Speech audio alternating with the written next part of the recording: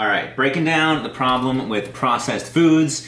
Going to go into what it is within processed foods that's so harmful, why that's directly causing inflammation in the body, and how that is playing a major role in all of the illnesses that are plaguing our country and maybe holding you back from the health progress that you want to be making. So let's get right to it. The issue, I believe, is within seed and vegetable oils that are so common within processed foods. So we think about any time we're buying something out of a package or out of a bag or a box, it's super common to include these oils within the ingredient list. So some common ones here are soybean oil, canola, sunflower, cottonseed, palm, and corn oil. And on the surface, like, people don't really bat an eye at these. Like, they come from seeds, they come from vegetables. Like, how harmful could they really be, right? Well, what people don't really know are two things. One, how highly processed these are, and two, how they're directly causing inflammation. So on the processing side, these are intensely processed in order to be extracted from these seeds or vegetable oils, and that is different than the other ones that I'll get into in a bit. They are deodorized because they smell like shit when they come out of these seeds and vegetables, and then they're chemically bleached so that they don't negatively impact food coloring. And I think about why these are all used, and I think the answer is super obvious. Like, there's a massive industry behind all of this. These oils are used to make food more sellable. They're used to extend shelf life, they're used to preserve food coloring longer, and they're coming at a complete detriment to our health. And the reason why is because of that inflammation that I mentioned. So, these seed oils drastically throw off our body's omega-6 to omega-3 fatty acid ratio. Now, what are those ratios? What are those fatty acids? So those all basically regulate our body's inflammatory response. So omega-6 is pro-inflammatory and omega-3 is anti-inflammatory.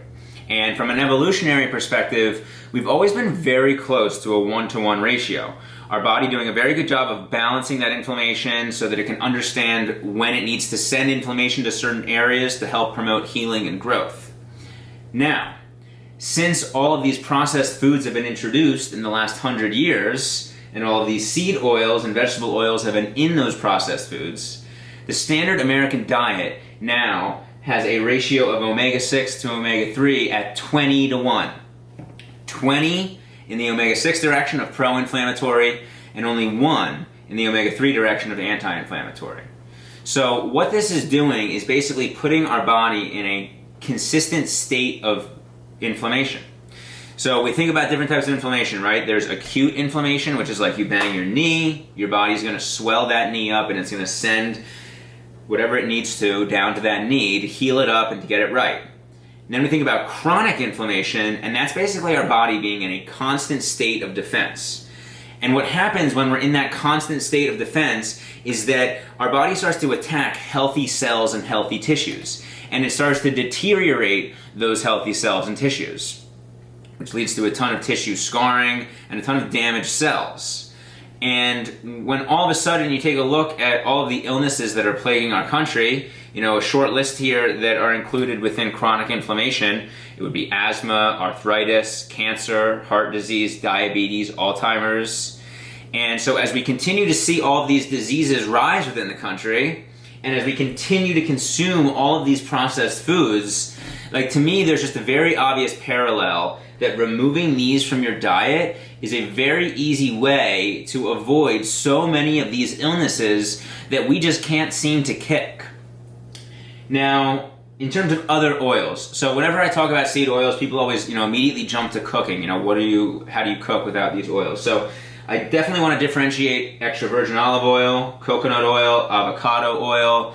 Those are the three primary. Those are minimally processed. So the big difference is those are cold pressed in order to be extracted from those olives, coconuts, and avocados.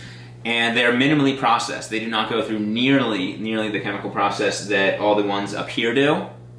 And they don't have nearly the impact on our omega-6 to omega-3 ratio.